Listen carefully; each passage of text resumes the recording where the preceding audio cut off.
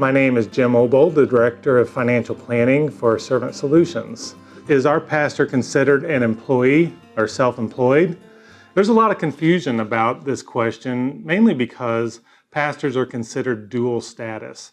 I used to work at a bank and I was an employee, and when I went into the pastoral world and became ordained, I became an employee and self-employed, depending on how the IRS looked at me and how the Social Security Administration looked at me.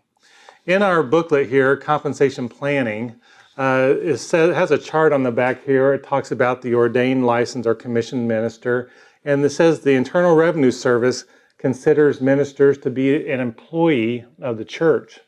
And the Social Security system considers ministers to be self-employed. So that's where a lot of confusion comes. But we get a lot of questions about whether a church employee should be given a W-2 or a 1099. In most cases, the tax code says there are two types of employees, a statutory employee and a common law employee. And the common law employee is a category which affects churches most often. So let's talk about that. A common law employee is generally anyone who performs services that can be controlled by the employer. So in essence, almost anybody that works for the church, whether they are pastors, associate ministers, custodians, church secretaries, paid choir directors, nursery workers, are viewed by the IRS as common law employees. Therefore, they should receive a W-2.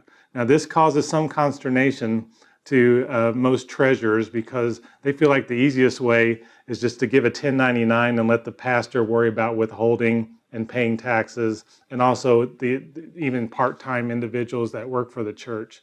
However, in most cases, most church employees receive a W-2. Now, who's considered self-employed? No employer-employee relationship exists between the church and persons performing such services, and that is what's called an independent contractor or self-employed individual, and therefore no withholding is required. These individuals receive what's called a 1099, and it's payment for services to an unincorporated independent contractor in excess of $600 per year. And so if that contractor comes and works several times or one time for more than $600, then that would, a good example would be, we had a fish fry several years ago at our church, and the fish fry vendor earned more than $600. And so we had to issue that vendor a 1099 so he could pay proper taxes on that income. So that should answer most of the question, but what happens if you do not withhold and report? The IRS has noted for special review tax returns of pastors that have significant income that show up on a 1099. So what if a treasurer or a church board decides we're just going to keep on doing what we're doing and pay this pastor a 1099? It will probably get caught by the IRS. And if so, it could result in additional costs, including penalties to the church for both the individual and the church as well. And for some officers of the church, it could mean personal penalties as well, if it was determined that they did not act on proper documentation. So what if we're not sure whether an employment relationship exists? What resources can you go to? Well, the IRS Publication 15, which is called Circular E, Employer's Tax Guide, and IRS Publication 15A, which is called Employer's Supplemental Tax Guide, can help.